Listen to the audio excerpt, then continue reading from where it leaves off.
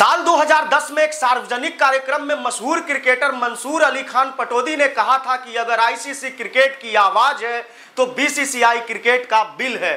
दुनिया के सबसे रईस क्रिकेट बोर्ड बीसीसीआई का पूरा नाम the board of control for cricket in India है। बीसीसीआई पिछले दिनों आईसीसी द्वारा वित्तीय मॉडल के कारण एक बार फिर से चर्चा में है। आईसीसी यानी कि इंटरनेशनल क्रिकेट काउंसिल अब बीसीसीआई को अपनी कमाई का 38.5% हिस्सा देगा।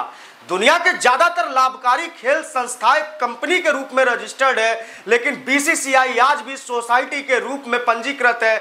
इसलिए कभी कभार बीसीसीआई और सरकार के बीच जुड़े विवाद की खबरें आती जाती रहती है।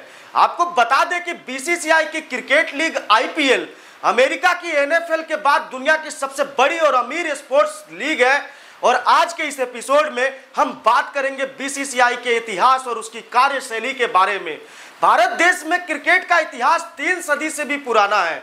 जब 1751 में आधिकारिक रूप से पहला क्रिकेट मैच खेला गया था, भारत देश में पारसियों ने पहली बार क्रिकेट को खेला था और उसे क्रिकेट के तौर पर, खेल के तौर पर उसे स्वीकार करके भारत में खेलना शुरू किया था। नवंबर 1927 में दिल्ली के रोशन आरा क्लब में 45 डेलीगेट्स की मीटिंग हुई, जिसमें सिंध, पंजाब, पटियाला, भोपाल, सेंट्रल इंडिया, अलवर आदि से प्रतिनिधि शामिल हुए।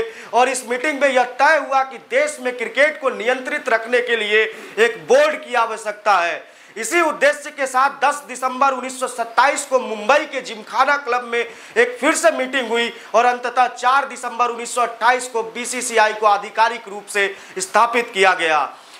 बीसीसीआई का इसका मूल उद्देश्य अंग्रेजी व्यवस्था से मुक्त होकर स्वतंत्र रूप से क्रिकेट को बढ़ावा देना था। तब से लेकर आज तक बीसीसीआई लगातार भारतीय क्रिकेट को आगे ले जा रहा है। सन 1975 में बीसीसीआई खिलाड़ियों को हर टेस्ट मैच के लिए 2500 रुपए देता था। और गौर करने वाली बात तो यह है कि साल 2006 तक बीसीसीआई का अपना दफ्तर भी नहीं था।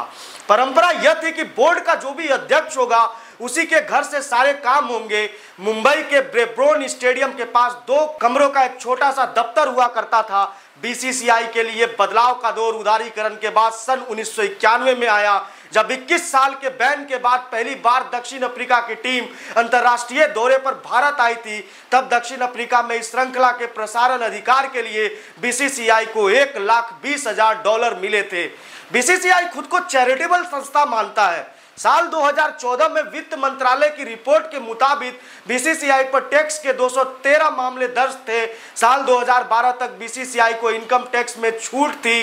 बाद में इनकम टैक्स विभाग बीसीसीआई की कमाई को बिजनेस मानते हुए टैक्स के दायरे में लेकर के आ गई। इसके बाद बीसीसीआई ने ट्रिब्यूनल का रुख किया और फैसला उनके पक्ष में आया, जिसमें यह कहा गया कि भले ही बीसीसीआई आईपीएल से कमाई करता हो, लेकिन उसका उद्देश्य खेलों को बढ़ावा देना है। इसलिए आईपीएल की कमाई टैक्स के दायरे से बाहर रहेगी। और आइए अब हम बात करते हैं बीसीसीआई की कमाई के बारे में।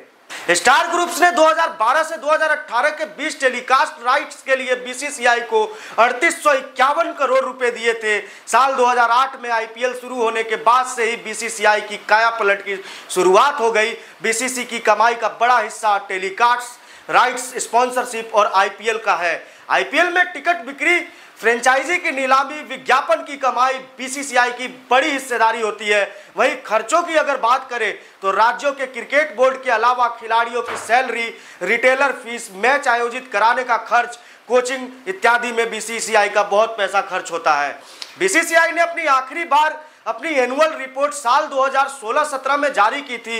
इसके चलते बीसीसीआई को आलोचना का शिकार भी होना पड़ रहा है। इस साल होने वाले वनडे वर्ल्ड कप में बीसीसीआई को आईसीसी के बदले 963 करोड़ रुपए टैक्स के रूप में चुकाने होंगे। बीसीसीआई इसमें भी छूट के लिए लगातार कोशिशें कर रहा है। और वर्तमान की बात करें तो आईपीएल के 2023 से 2027 तक के मीडिया राइट्स 48,390 करोड़ रुपए में बेचे गए हैं। और साल 2027 तक आईसीसी से 1889 करोड़ रुपए कमाई के हिस्सेदारी के रूप में बीसीसीआई को मिलेंगे। यानी 2027 तक बीसीसीआई की कुल कमाई 67,280 करोड़ रुपए होगी। और सबसे ज्यादा गौर करने वाली बात यह है कि कुल 232 करोड़ रुपए बैंकों में जमा राशि से सिर्फ ब्याज कमाता है बीसीसीआई।